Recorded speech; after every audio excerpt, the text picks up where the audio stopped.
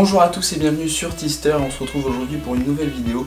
Aujourd'hui je vais vous présenter le Xiaomi Mi Band 2. Donc c'est une montre connectée qui va ressembler au Samsung ou au Apple Watch, mis à part qu'on n'aura pas d'écran interactif avec, on aura simplement un petit écran LED qui va nous donner certaines indications de notre smartphone ou de cette montre. Par exemple, ça va être le rythme cardiaque, ça va nous donner l'heure, on va avoir des informations sur les applications qu'on a sur notre portable, etc., etc. Je trouvais que c'était bien de vous présenter ce produit parce qu'on le retrouve sur internet pour vraiment pas cher, on peut le retrouver entre 15 et 30 euros. Si on se débrouille bien, on peut l'avoir pour 15 euros. Et je trouvais cet objet hyper intéressant, surtout pour son prix et puis toutes ses caractéristiques. Je vais vous présenter tout ça dans la suite de la vidéo, c'est parti. On va retrouver à l'intérieur de cette petite boîte 3 objets, donc le chargeur, le Xiaomi Mi Band 2 et son bracelet en caoutchouc. Pour ce qui est du chargement de ce petit appareil, on aura une prise USB qui viendra se plugger sur la Mi Band 2 pour ensuite se connecter au PC. Pour pouvoir l'utiliser, rien de plus simple, il suffit de mettre le Mi Band 2 dans son bracelet en caoutchouc. Le bracelet est bien entendu quant à lui tactile et on retrouvera à l'arrière le petit capteur cardiaque avec sa petite lumière infrarouge.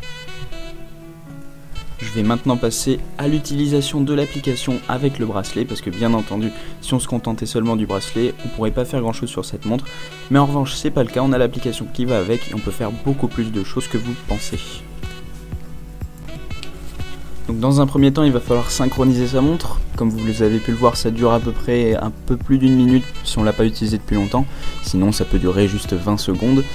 Du coup, qu'est-ce qu'on va pouvoir faire là-dessus? On va pouvoir observer toutes nos activités, c'est-à-dire par exemple quand on va faire un effort, on va pouvoir nous traquer en quelque sorte, on va pouvoir regarder quel parcours on a fait, combien de distance on a parcouru, quel était notre rythme cardiaque, combien de temps on a mis pour le faire, on va pouvoir voir plein d'informations à l'écran et c'est vraiment pratique.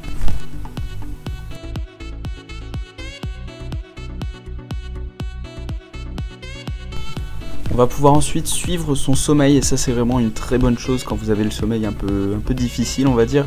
On peut voir quelles ont été nos phases de sommeil, du sommeil léger, du sommeil profond et voilà, je trouve ça aussi très sympa de leur part d'avoir mis cette fonctionnalité.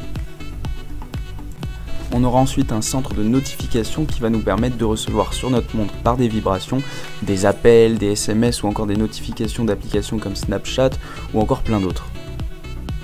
Pour finir, je voudrais terminer sur son gros point fort, à savoir son autonomie.